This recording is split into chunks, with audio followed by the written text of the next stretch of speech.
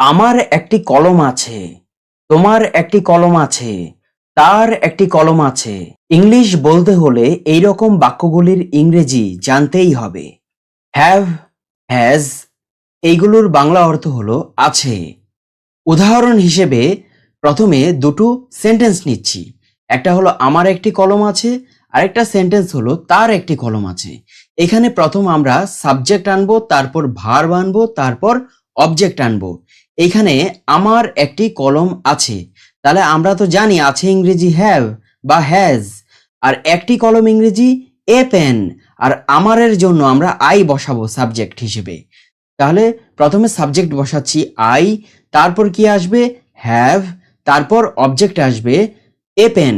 তাহলে আই হলো subject, have হলো ভার্ব, এ পেন হলো অবজেক্ট।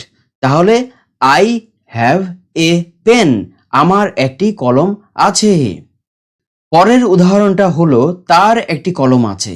এখানে দেখো আগেরটাতে ছিল আমার, এটাতে হলো তার।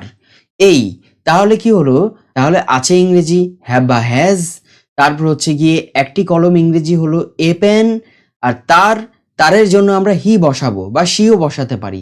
তাহলে প্রথমে সাবজেক্ট হিসেবে হি আনি, হি বসালাম, তারপরে ভার্ব হিসেবে হ্যাজ আনলাম, তারপর এ পেন হচ্ছে অবজেক্ট।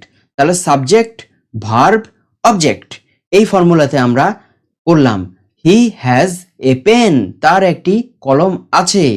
এই যদি আমরা বলি যে তোমার একটি কলম আছে, তাহলে কি হবে, তাহলে তাহলে প্রথমে সাবজেক্ট আসবে তোমার, তোমার ইংরেজি আমরা কি বসাবো, এখানে ইউ, ইউ বসাবো সাবজেক্ট হিসেবে, ইউ আসবে, তারপর ইউর সঙ্গে হ্যাভ বসে ইউ হ্যাভ, তারপর অবজেক্ট হিসেবে এ পেন আসবে। তাহলে ইউ হ্যাভ এ পেন। এবার আমরা এখানে দেখো একটু কনফিউশন ক্রিয়েট হতে পারে যে এর সাথে হ্যাজ বসলো, আবার আই এর সাথে হ্যাভ বসলো, এটা কেন হলো? এটা হচ্ছে গিয়ে জেনারেলি আমরা যেটা দেখতে পাই যে আই এর সাথে হ্যাভ বসে I have, you have, he has, she has, they have.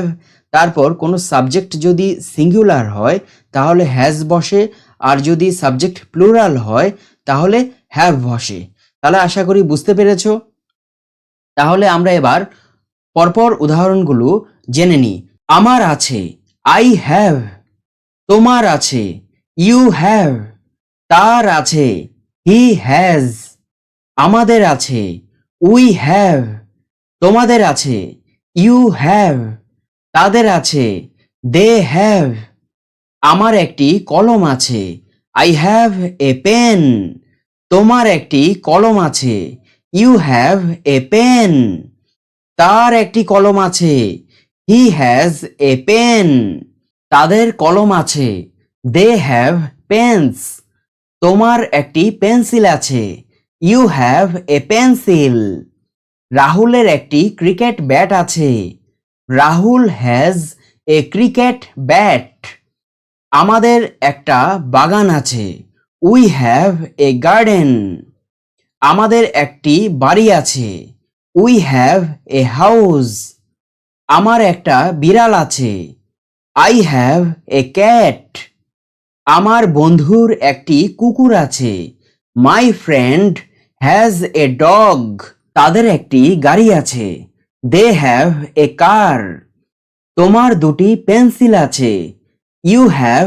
Two pencils, কৌশিকের একটি ছবি আছে কৌশিক হ্যাজ এ পিকচার, ময়নার একটি পুতুল আছে ময়না হ্যাজ এ ডল, আমার একটি পোষা কুকুর আছে I have a pet dog, আমার শিক্ষক মহাশয়ের একটি গ্রন্থাগার আছে my teacher has a library, তাদের একজন গৃহশিক্ষক আছে they have a private tutor, তার একটি পুতুল আছে শি হ্যাজ এ ডল, আমাদের গ্রামে আমার কিছু বন্ধু আছে I have some friends in our village, তার অনেক বন্ধু আছে হি হ্যাজ মেনি ফ্রেন্ডস, তার একটি সাদা কুকুরছানা আছে হি হ্যাজ এ হোয়াইট পাপি, লোকটির কিছু সমস্যা আছে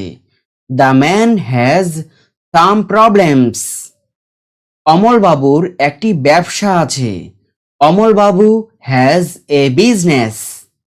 আমার বাবার একটি কম্পিউটার আছে। My father has a computer. বরুণবাবুর 5 জন ভৃত্য আছে। বরুণবাবু হ্যাজ 5 সার্ভেন্টস। ভদ্রলোকটির একটি মেয়ে আছে। The gentleman has a daughter. অন্ধ লোকটির একটি লাঠি আছে। The blind man has a stick. আমার একটি পরিকল্পনা আছে। I have a plan. তোমার জীবনে তোমার একটি লক্ষ্য আছে। You have an aim in your life. আমাদের 4টি গরু আছে। We have 4 cows. লোকটির একটি অসুখ আছে। The man has a disease. তার একটি ভালো অভিধান আছে। He has a good dictionary.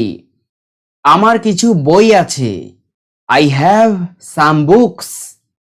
আমার একটি পাখি আছে। I have a bird. আমার একটি গল্পের বই আছে। I have a story book. তার একটি ভাই আছে। He has A brother. তার একটি হাসপাতাল আছে। He has a hospital.